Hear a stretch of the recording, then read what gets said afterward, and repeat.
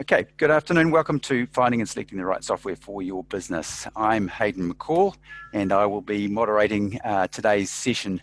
I'm top of the list. If you've got the videos down the side, the panelists are here as well. We've got Rob Mackay, Joanne Hand, Hamish Bowen, and Ross Gilchrist. We won't go through individual introductions. I'm sure you'll get to know them as we go through the session. We've got a series of questions that we presented to each of the panelists to lead off with their response, and then we'll open to the panel for wider discussion on the basis of what they've got to say. Little bit of housekeeping. There's still people arriving as we go, but we will be recording today's session, obviously, based on the bumbling around that started just there. That'll get sent out to you as a link tomorrow. And please encourage you all to raise questions as we go in the context of each of the questions that we've got. And as the panelists are talking, fire away in the little Q&A pane. Just open that up and type away. I'll get those through onto my pane. I've got it down the side here, and we'll be able to pose those either while that speaker is talking, or we've got time allocated at the end to wrap those up. All right, so without further ado, I will hand over to Rob Mackay from Pitcher Partners and pose him the question. A lot of new software decisions seem to be prompted by growth, but what are the other factors that might drive a decision to upgrade or create a get a new software environment set up, Rob? Thanks, Hayden.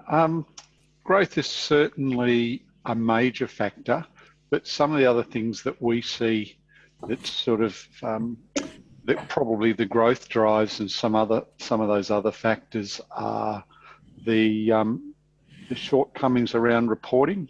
The use of a lot of Excel reporting, problems with manual processes, and what we call human middleware. The labour to run the system that the organisation's using becomes a real, it becomes a burden.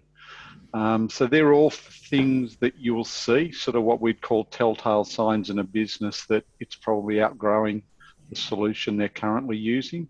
Some of the other factors outside of that, new market entrants, industry changes. We found, for instance, in the health and care sector here in Australia, the NDIS has made some major changes to the business model for a lot of organisations, and their systems just weren't going to cope with the demands of that. So it's pushed people to look for new systems. All software vendors like a mandatory compliance regime amongst their prospect base, don't you? Okay, so good bunch of ideas there. Panel, I guess I'll just open it up to any that have got comments specifically, maybe anecdotes of scenarios you've seen in dealing with prospects and businesses out there.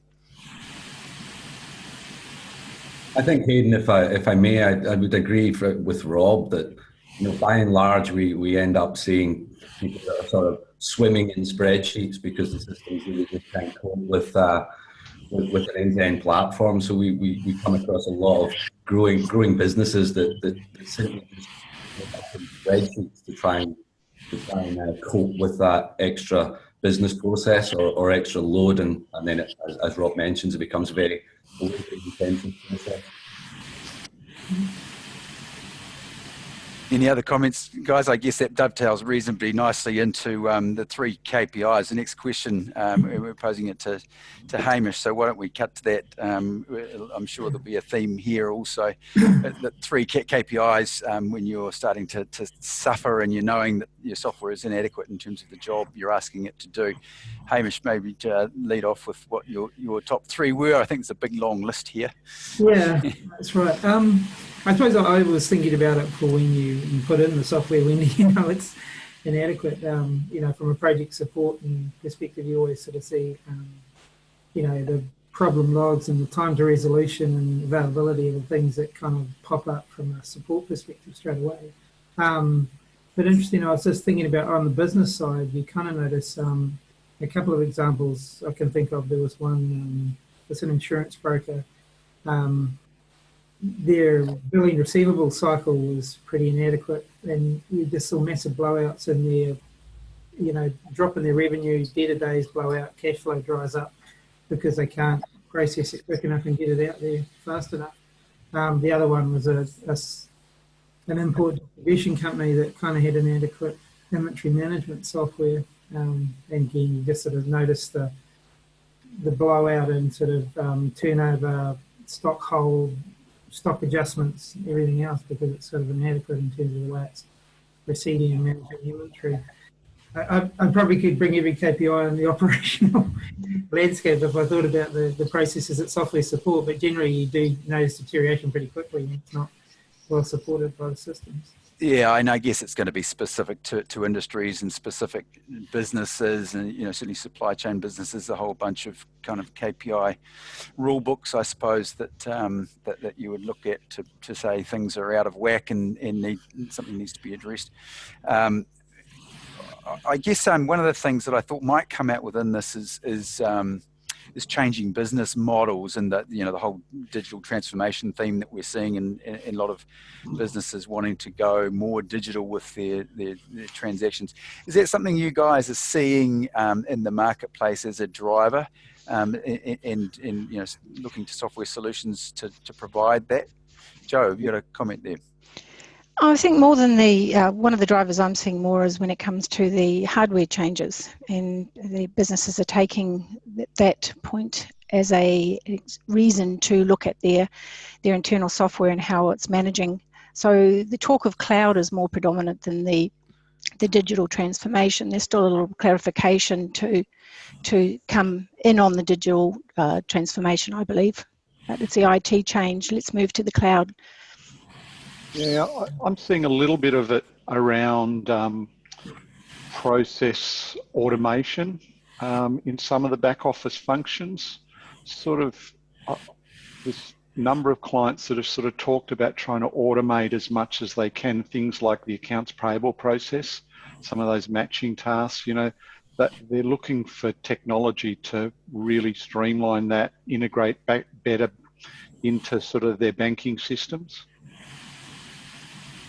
Yeah, it's interesting always hearing people who, like yourselves, that are at the coalface relative to, I hear all the noise and the iStart sort of news stream of, I guess it's the Gartner buzz phrases, and it always is so far ahead of where the business is actually at in terms of what they're ready and prepared to invest in. So it's interesting hearing those perspectives. Yeah. Probably the other one, Hayden, that I see is at the front end, at the e-commerce side. I think people are looking for more and more integration into a website where the client might be sort of self-serving more and more. Yeah, absolutely. I mean, if there's no greater message in terms of drivers, the arrival of Amazon and the noise around Alibaba and obviously expectations among a user base in terms of being able to engage digitally really has to be motivating a lot of people. Yep.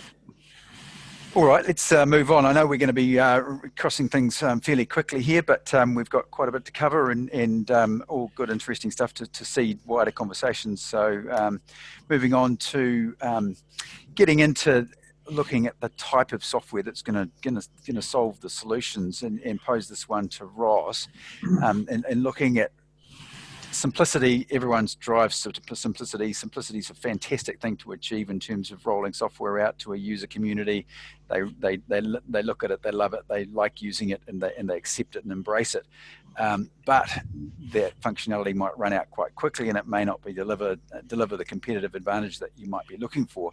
So I guess the question is, how do you balance those two ends of the spectrum with decisions you make? Yeah, thanks, Aidan. It's an interesting one.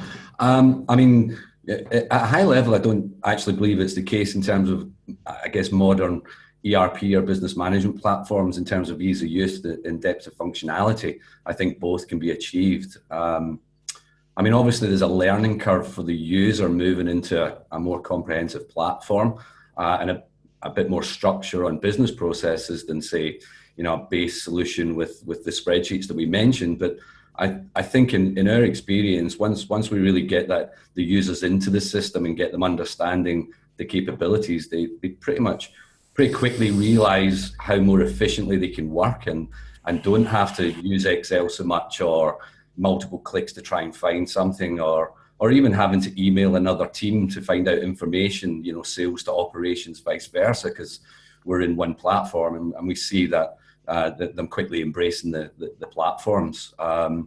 That's not to say that there's not certain processes that could in fact take slightly longer and be, if we can class it, less simple in a best practice system for good reason. But typically once the user gets on board, they see that there's so many other areas that are helping them in the overall context of that. I think it's a balance.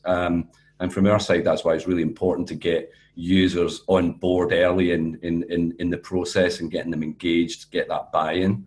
So that's where we see that transition to try and get that simple usability while still providing the deep functionality that management and the organization needs. Yeah. Any other comments, panel? Yeah, I suppose I'd just add to that. I'd sort of say that probably simplicity it's intuitive, right? That you're finding the software has got better at being intuitive, and you can understand and navigate your way around it. And like you say, you're seeing better adoption quicker because it's better designed. I think people are taking, the bad old days of things that were badly designed, and you had to do lots of training to understand how the software worked. Nowadays, you're sort of seeing it in a lot more seamless process. Yeah, I'd agree, Hamish. I think most of the sort of current products are far better, or create a far better customer experience or user experience. Well, that's good. The software industry has achieved something. We'll take that as a win. Okay, and this one, I guess, plugs in similarly, and probably skewed a little bit towards the ERP end of the spectrum. But Joe, you want to comment on this with financials being embedded in your operational transactional data and having visibility of, I guess, rather than finance having all the financial information and operations having the operational, that you see the crossover of the two and the benefits that delivers to a business. Absolutely. For me, there's just the single source of data is this key, and taking that a step further, having it in real time. I mean, batch updates, you've got to watch that. They can cause issues down the track. So getting real-time single source data to drill down on is essential. Decision makers now are wanting an up-to-date view. They want to know where their sales are at. They want to know stock. They want to know cash. They want to know debtors, and they want to be able to drill down. And even more, what's driving things now is the ability to run the business on the go, to have mobility of all that information.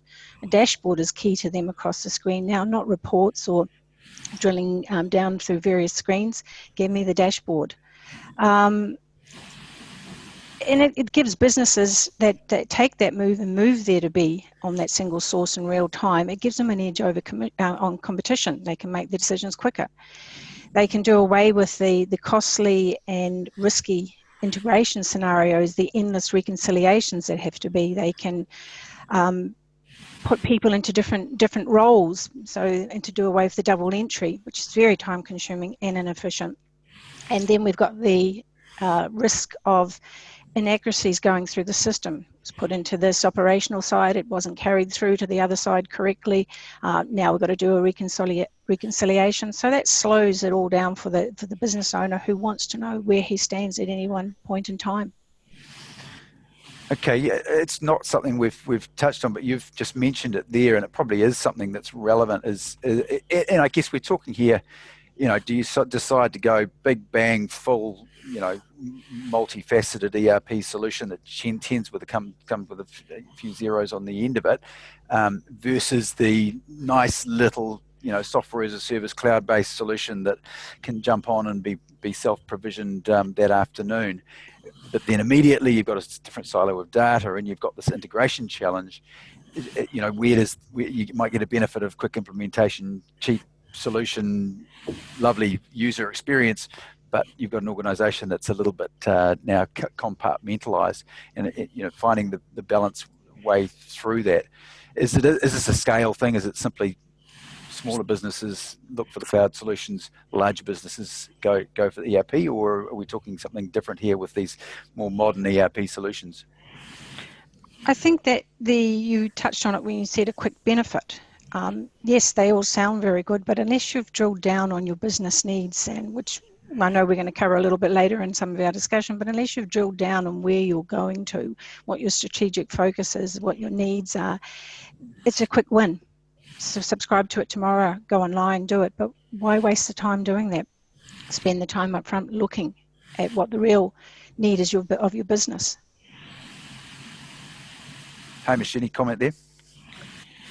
Yeah, I guess I'd agree. I was just sort of thinking about the one example of the sort of operational data. We had a company that was kind of measuring their success by the throughput of sales, but they weren't considering the margin and how much money they're actually making out of it. And it was kind of once they put in the ERP and could kind of measure both elements, that he sort of got more meaningful commentary on what they were doing as a business, right? And sort of was, you know, yeah, I sold 50 widgets, but if you're only making $1 on each widget, then maybe you'll sell the widget that makes you a couple of thousand. Yeah, so that profitability analysis, job costing, and having that information at the fingertips of people who are making the sales decisions and setting pricing and so on. And I think these are probably just adding on to the point about the cloud. You know, it's there's always a bit of misnomer that it's an easy exercise just to subscribe, and you kind of, you know, you've got a full functioning ERP. Right? It's you got no, it's as big a disruption to your business as anything. Right? So. Yeah. Okay, let's move on from that. Another one back to Rob. The best steps to arrive at a shortlist. You know, the process of early evaluation. You're sort of framing up what the organisation needs. You've got to define what your requirements are, what your pain points are. How do you short circuit that shortlisting process, and what are the common mistakes you see that companies make? Well, I guess ultimately, organisations need to try and do as much due diligence as necessary, given the sort of investment they're making. I mean, the traditional approach to document a group of requirements and then send that out to the vendors is probably, we're finding organisations are looking for different ways to go about that, because that can be fairly time consuming. You know, some of the things that we've found that works more effectively is really focusing on what the unique differences of that business are, compare, you know, what the components or functionality that might not be standard in an ERP package, and focus on that and really drill down into it. You know, we're using process flows as opposed to requirements sometimes. I think scripting and getting really strong scenarios for demos is another approach. And we've had clients that really just want to move through a proof of concept. So they've all got their pros and cons, but we certainly are finding we need to be much more flexible and creative around the procurement process that we support with a client. You know, the traditional approach that, you know, we would have used a couple of years ago is not the way we do all of our procurements now. And it really is about sitting down and understanding what the business is trying to achieve, and then how do we best meet those requirements.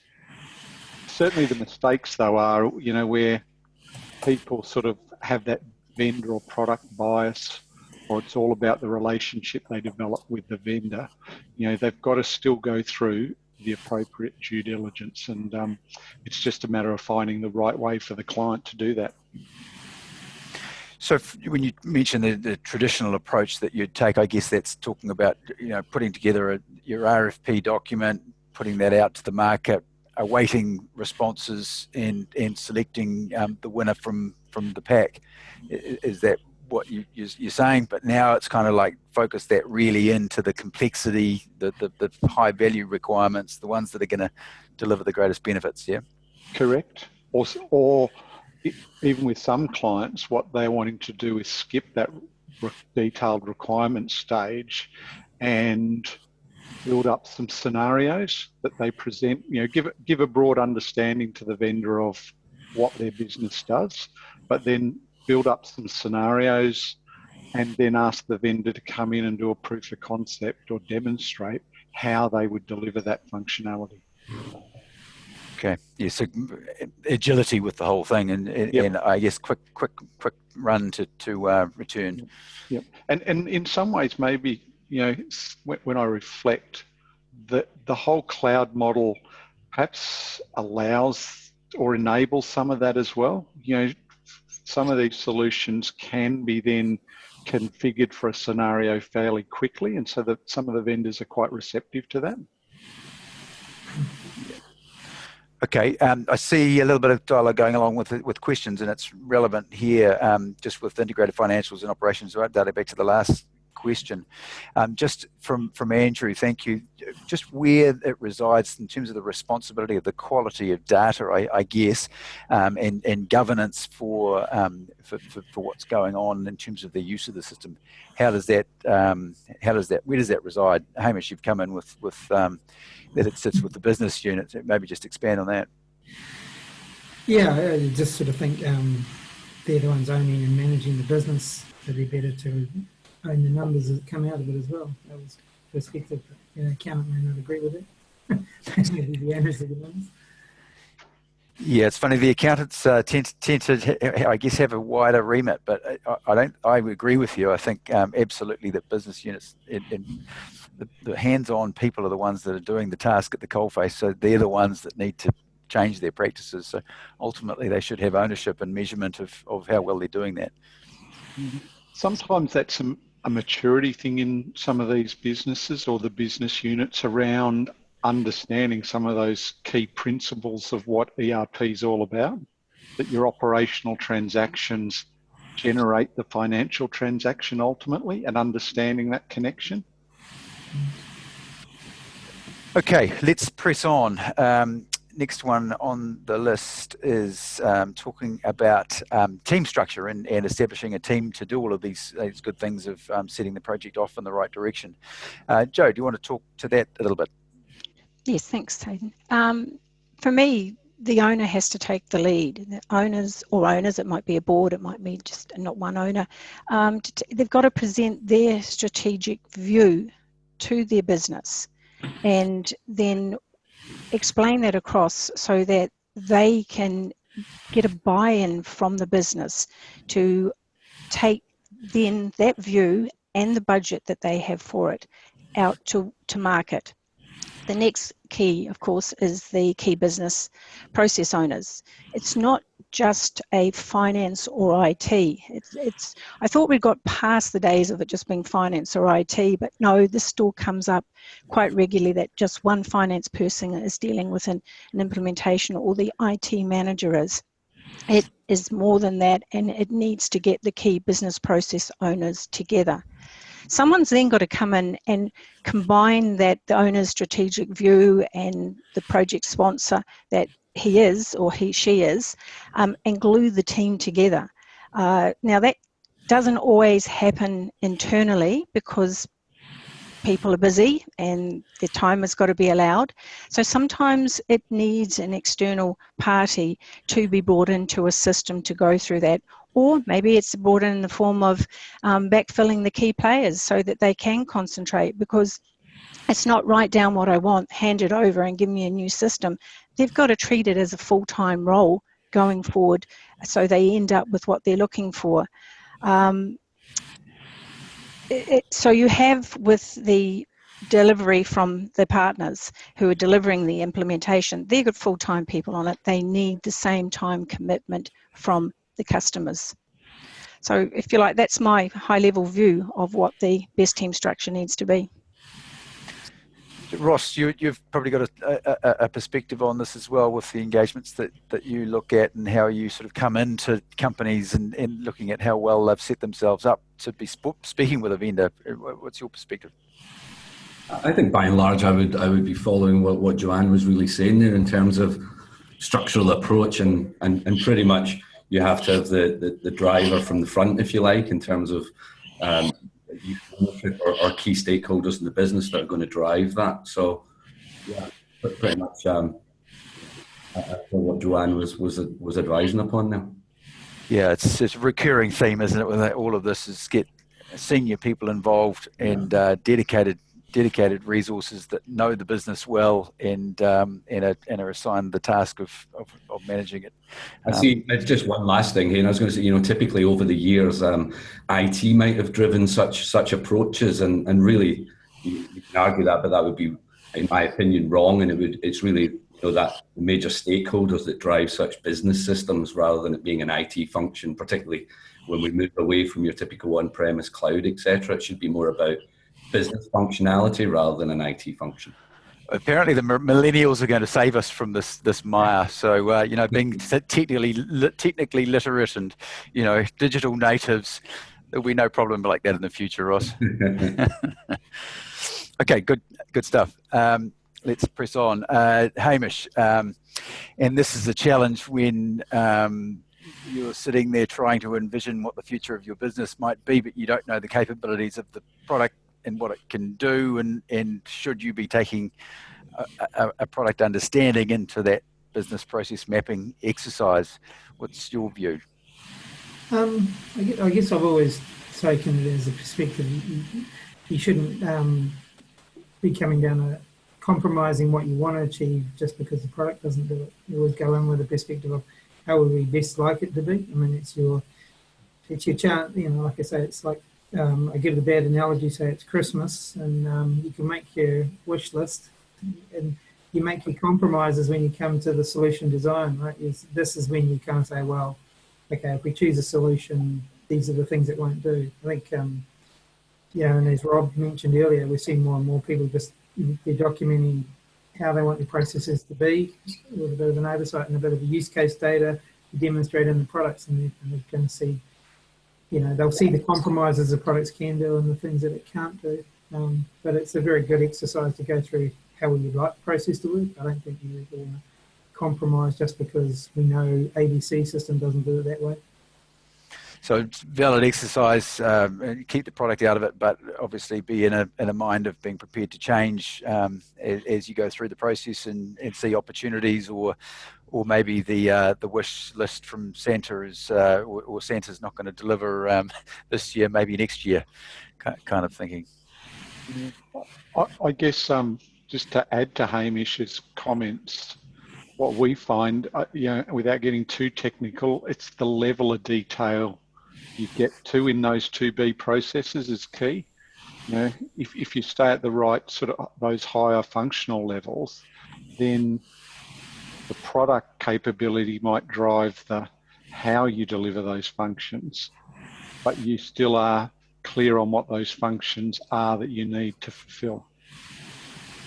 So you think there's too much detail sometimes put into these early requirements documents and real nitty-gritty detail that just bogs the whole process down? No, I think there's a risk of that. We tend to try and stay away from that as much as we can, for the very reason that Hamish is saying. You get too detailed, and then it becomes difficult to assess the product against that. Yeah. Okay. Good comments. Could I add just a bit more to that? Sure. I think this is getting back to the RFP side of it, because yes, you've got to avoid too much detail at that stage, but this is where it's key in that process to have direct communications with the business, not just the consultancy in between that's representing the RFP and trying to get to a shortlist, because so many of those RFPs are subjective, and having face-to-face meetings and discussing in more depth, because sometimes what processes they describe and what is known of what the solution you're putting forward, there might be another way around of doing it that just hasn't been thought of. And by listening to the business speak, it allows the experienced consultants to give perhaps another view.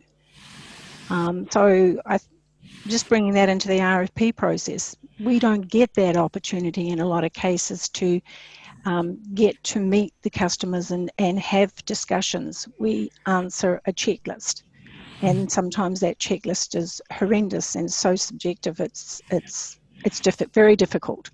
I understand why it has to be there and why you have to shorten down a list of people to put forward, but there needs to be more face-to-face interaction with the prospect. I support that, Joanne. It's interesting. There's a perception usually when there are consultants involved that the vendors can't engage directly with the client, and yet those that do ask, I would never say no to, because I think for the very reason you said, it's important that there's a dialogue there to get better understanding. So I think it's imperative that there is a level of dialogue directly. Sure, the consultant might need to be there so they're across the conversation and the content that's going on and share it with other vendors, but I think that's critical in the process. Yeah, but probably just add to that, you see less and less this sort of sending out the requirements list, which are kind of these, like you say, they're very judgmental, and usually everyone says yes to them. Yes, we can do that. Yes, we can do that. And how do you there's no conversation about the importance of that and the context of, what's going to drive the business. All right, yeah, good dialogue, and I think plugs in very nicely to the next one. Ross, when do you know you should engage outside help? Well, it's kind of interesting because everybody's sort of answered everything I was going to talk to in this point. It's kind of, I kind of agree with everything that really went before me. I mean, I guess in terms of starting answering it, obviously if a business is identified that they have an issue with current systems or business process, and don't know what the next steps are, maybe struggling to find a solution or information out there or a partner to work with, or indeed just seeking independent business advice, then going outside and getting consultancy input such as the guys is great for the business. I mean, I guess I would touch into Joanne and Rob's point before, that getting involved with a solution partner very early on in the process, I think, is a huge benefit in terms of specifically reviewing business requirements in line to the solution. Ross, just make a comment. You're just fading in and a little bit out with audio, so maybe just lean into your mic a little bit. Sorry about that. What's going on there, but yeah, just here.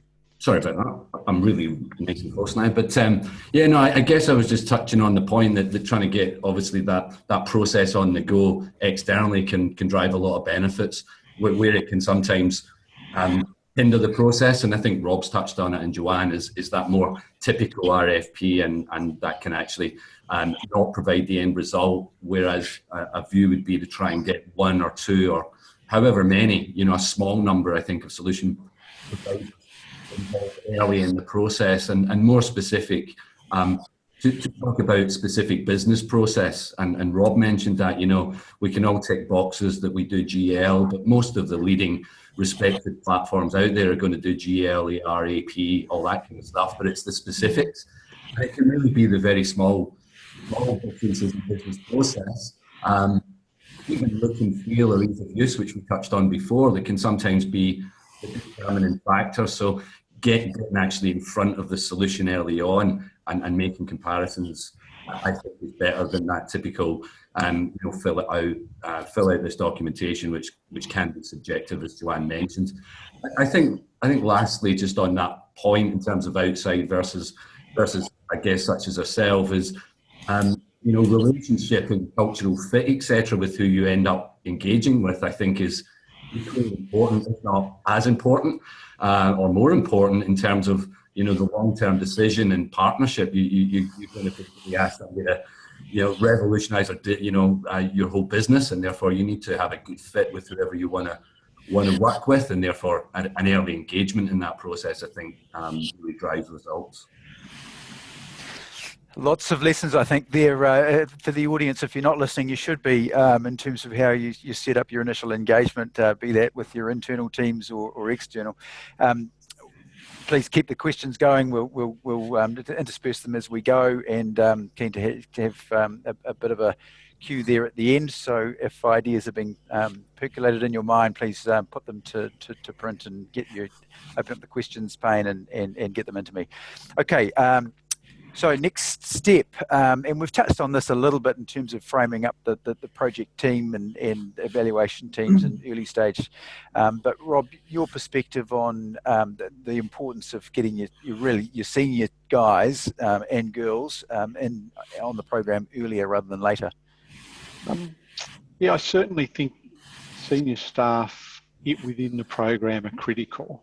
I wouldn't say, though, I'm necessarily advocating a hands-on role. You know, I think the more important role for senior staff is to be that overarching driver, take out the roadblocks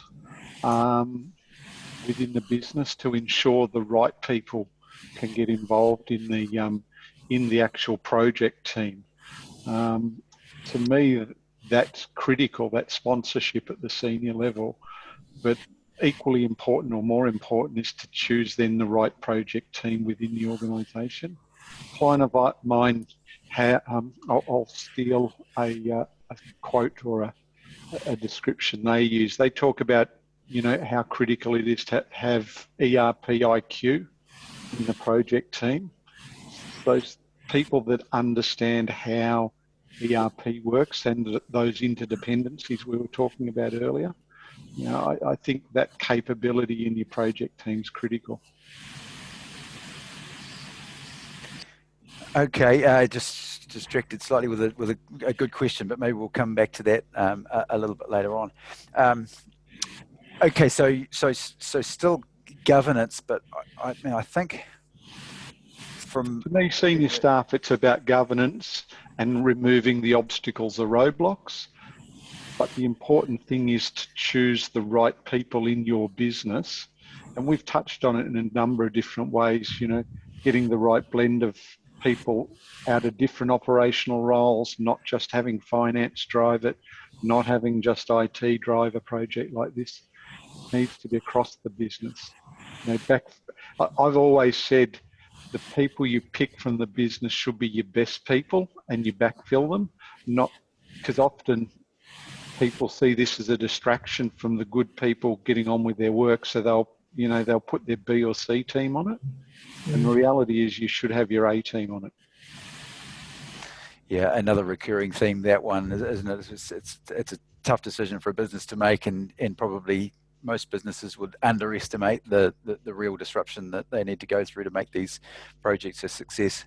Yep, but I guess that's the role of the consultant to help them understand that and the value that they'll get if they do make that investment in a short period of time while they're going through selecting and implementing. Yeah. Okay, good stuff. Any other comments on that one from the team? I strongly support what Rob has said there. The senior staff do need to do the governing, take out the roadblocks. There's a lot of people in the background that sometimes get forgotten, yet some of their roles are key in the processes that they do.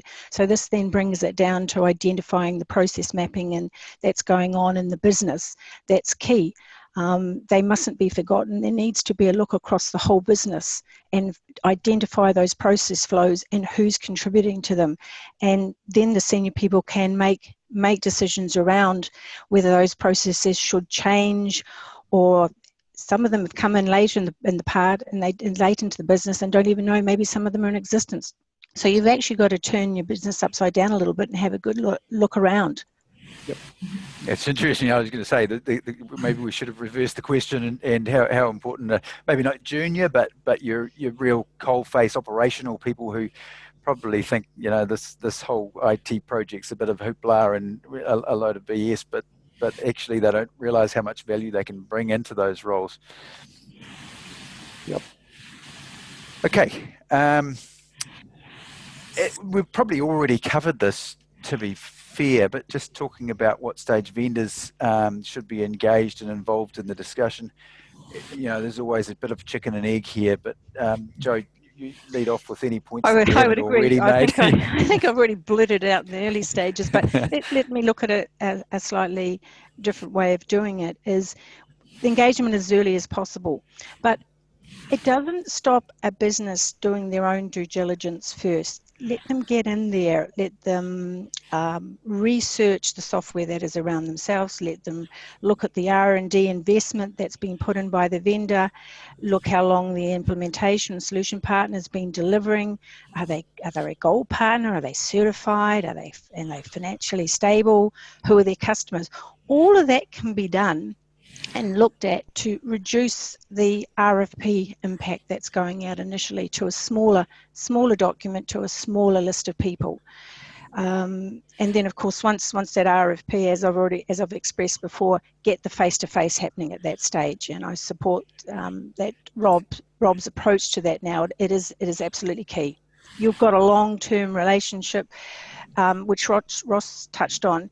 We don't enter into just doing a pre-sales, do the sale and out of it. We're looking for a long-term relationship, and it's got to work for us as much as it's got to work for the customers. So meeting them and then meeting the consultants up front, our pre-sales people are the people that are going to be delivering the project, and they are going to be the people that are going to be around for the long-term support.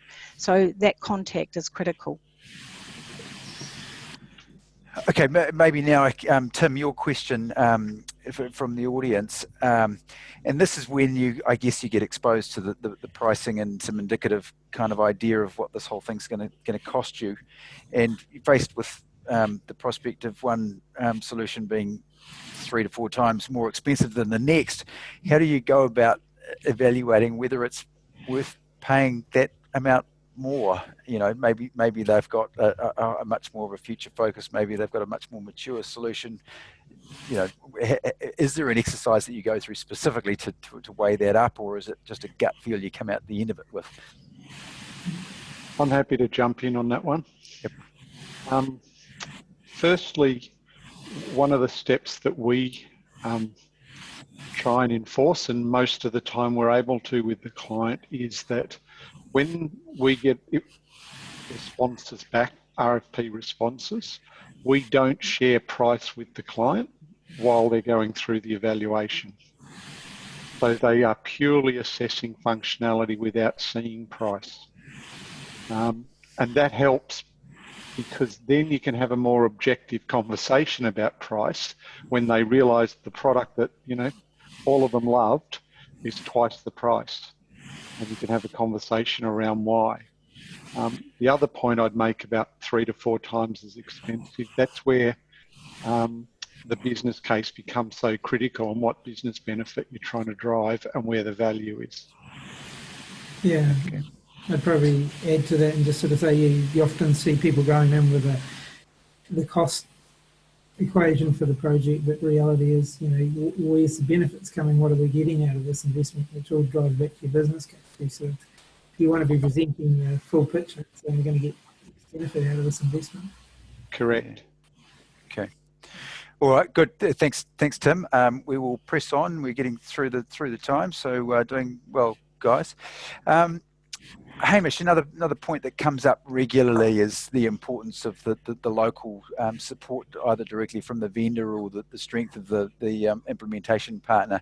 What are your perspectives on, you know, how risky is it to go with the US-based vendor that's got the fantastic product, but maybe not so many feet on the ground? Yeah, I mean, I suppose I operate in the New Zealand market, which is a lot smaller and less options here.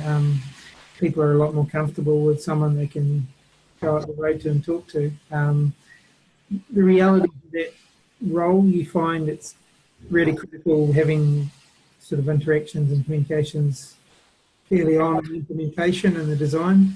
But as that relationship goes, the need for that local support gets less and less as they get more attuned to the product.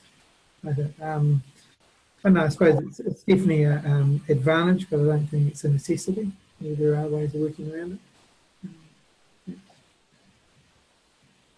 Be interested in other people's perspective on that. I think I could probably guess what Joanne and Ross's perspective on that is, Hamish. But so maybe they can present their positions. Yeah. Go for it, Joanne. Face to face, local, can't be beaten. Yeah. And well, I suppose New Zealand is a lot smaller. It's only a hour and a half away to any destination if we have to be on site. Yes, we do a lot of remote support, but the ability to be there, to be face to face and work through it, or do that extra bit of training, that's key.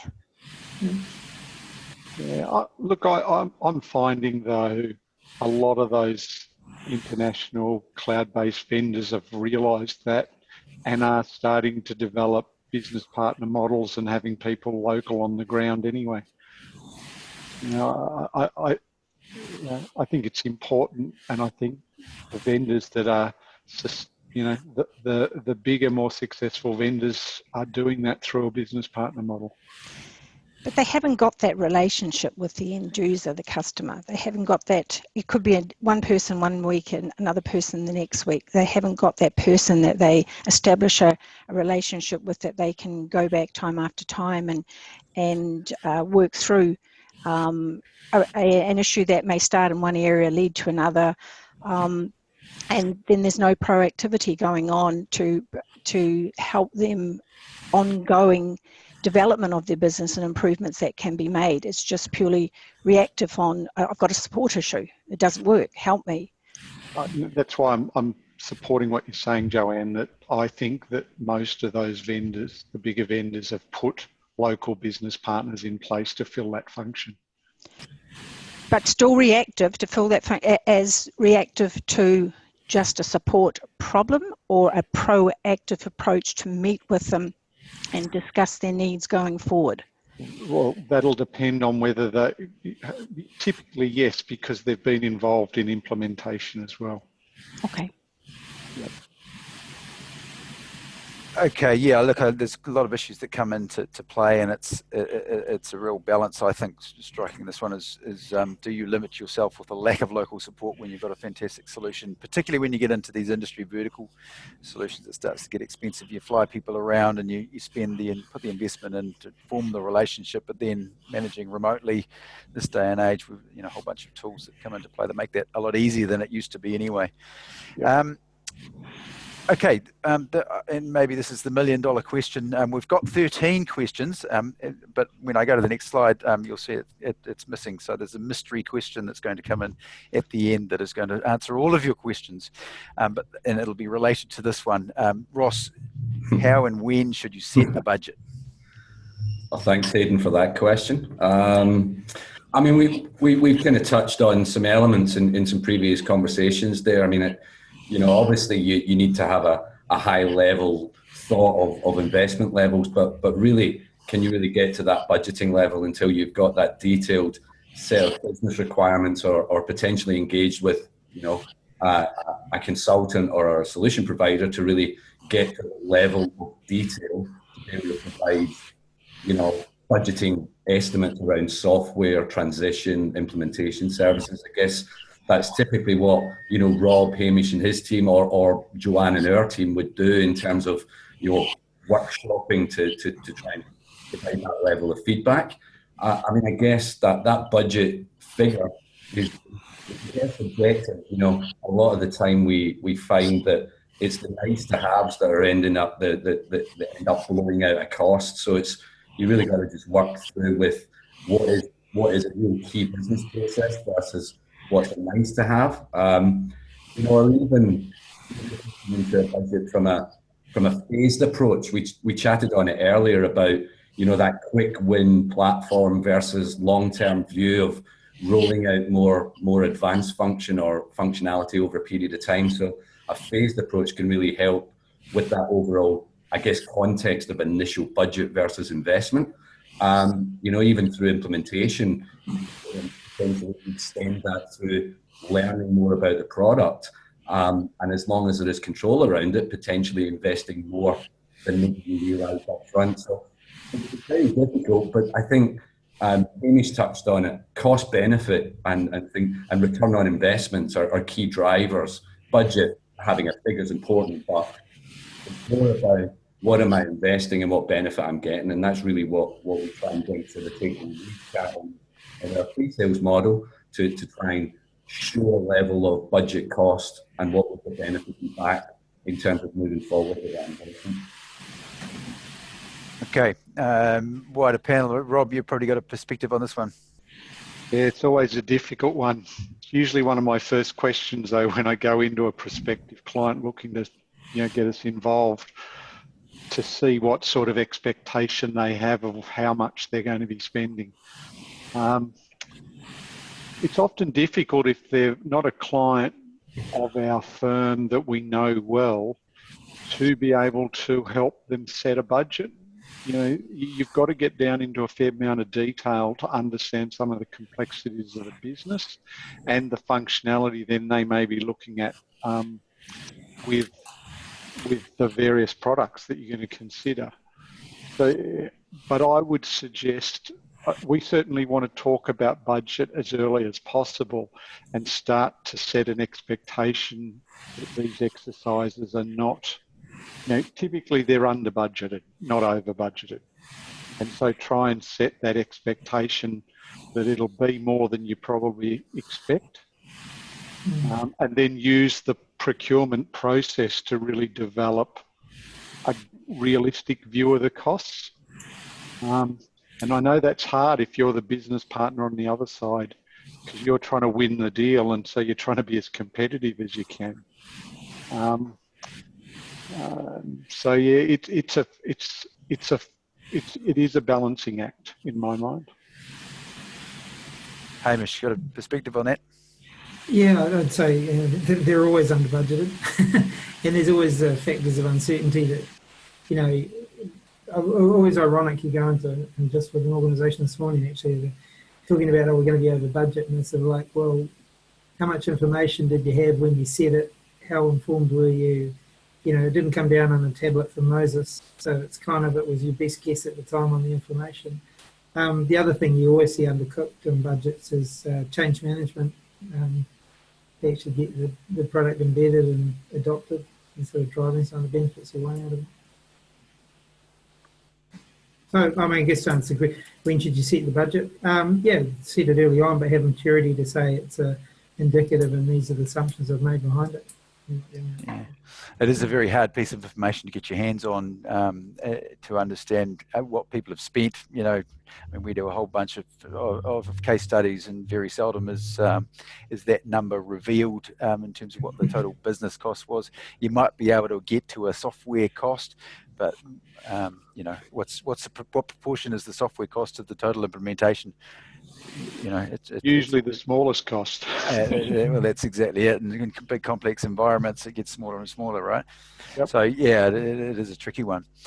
Okay, we've got the magic question 13. A couple of questions have come in. Thank you very much, and we'll have enough time to set those. But if you've got any others that have popped into your mind, audience, please get them in, because we're going to run out of time with these guys, and you've got some very good brains on call. So use them while you've got them.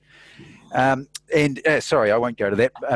But Rob, I know I sent out 13 questions and I've only put 12 in the presentation. The 13th was all about the business case, which obviously is a significant gap and an important process for a lot of companies that they should go through, but don't necessarily go through in a thorough way. So maybe just talk about the value of the business case, why you should go through it, and what it should achieve for you. Yeah, sure. I think, yes, it is an important piece of the process. We've touched on it in a number of the other questions. I guess in its purest sense, it's there to, assist senior management, a board, to make a decision around the investment.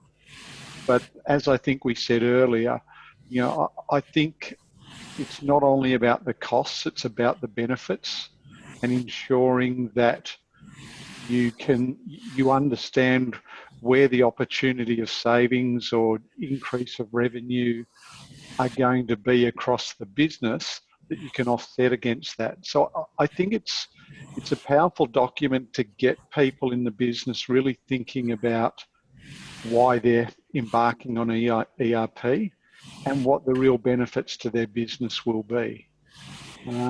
And some people sort of we'll go to and they'll say, oh, we've had a business case approved to go and select a new ERP.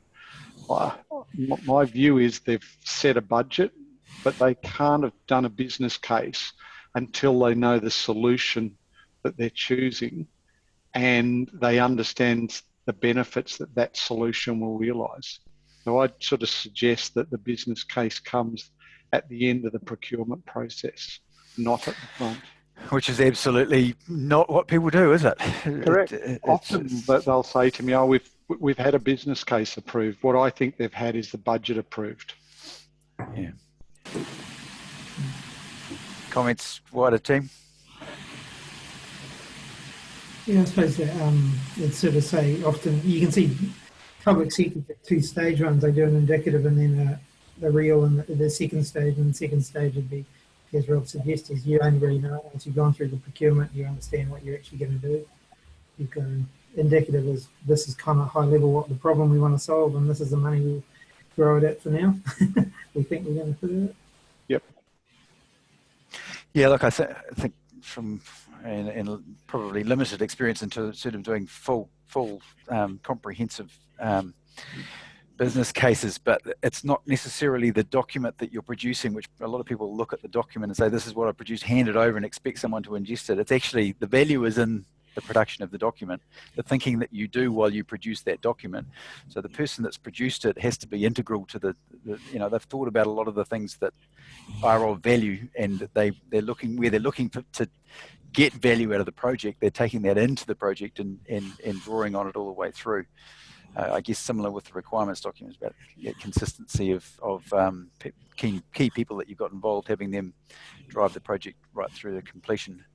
I'd add, Hayden, that post select and implement, to go back to those benefits that you identified and make sure you are realising them becomes really important, because often that reflection really helps you focus back on what those benefits were, and you, I guess, you make sure that you have achieved them, and if not, why not? And you know, how do you go about getting to that point? All right, good stuff. Now, a question in from Andrew, and using the term postmodern ERP, and I guess that movement is that you've got a core ERP capability that's your system of record, if you like, but then you've got these specialized cloud-based applications that are much more user-friendly. So it's a hybrid, I suppose, of some of the things that we've talked about earlier on in the session. What's the view from the panel in terms of the way organisations should go about procuring when they've got multiple solutions and different vendors, and actually that's the right thing for that organisation to do and build integration between them? What's the perspective? Joanne, do you want to lead that one off?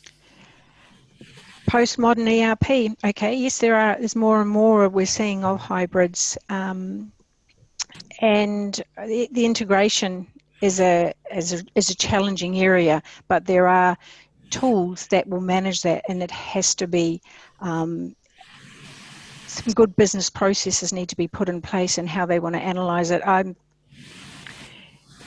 I'm looking at an ERP that has a total solution with minimal integrations. So yeah, I'll pass to one of my colleagues to answer a bit more on that.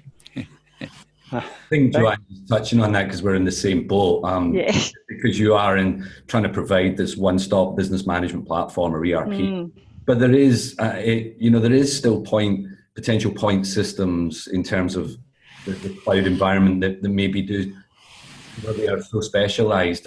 Rob touched about e-commerce. It's very, very custom front end in terms of an e-commerce platform and what it does. So that sometimes becomes a key point in terms of integration, or if anybody's done marketing, something like a MailChimp is such a strong play in the market that really your ERP will go so far, but there is still systems that can potentially enhance the solution.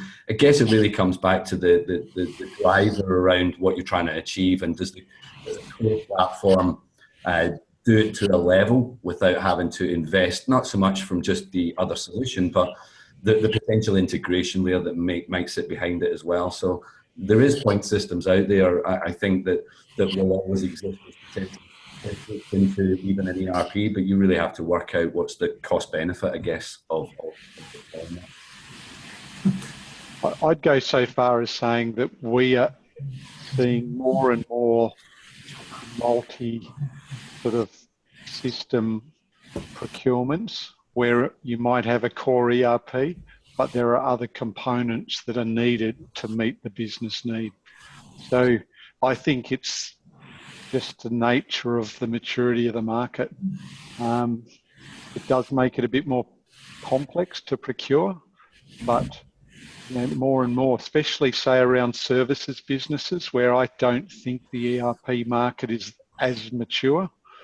If I've got it, I need labour management as a really key component, as well as my core ERP. You're going to need to look at multiple systems to achieve that. All right, look, that's probably gone slightly over time. Great discussion. Thank you, panelists, for your contribution. I'll just add a couple of things, and there's a sponsor to thank, but we, in the lead into today's event, we have written a couple of articles on iStart, with interviewing Ross and Joanne together, and then Hamish and Rob. There's some really good material and a lot of the points that they touched on, and probably elaborate a bit further in those articles. So we'll send links out to those with the follow-up. Comes about this time tomorrow, and that will also have the link to the video, so you can share that with all and sundry if you've got a wider team that are engaged. So thank you very much, panelists, and thanks to the audience. I have got a few questions. Just when you go out of the session today, you get popped up with a little survey, feedback exit survey. Please fill that in. Take the time to let us know how you thought we did today. There's some just some insights there in terms of how well we matched with what we delivered, and also any ideas you've got for future events would be great. Thank you very much. And thanking today's sponsor, SAP. We've deliberately kept SAP, and I've just realized, Ellie, who's on the call, I haven't changed that logo out. It should have been the SAP Business One logo.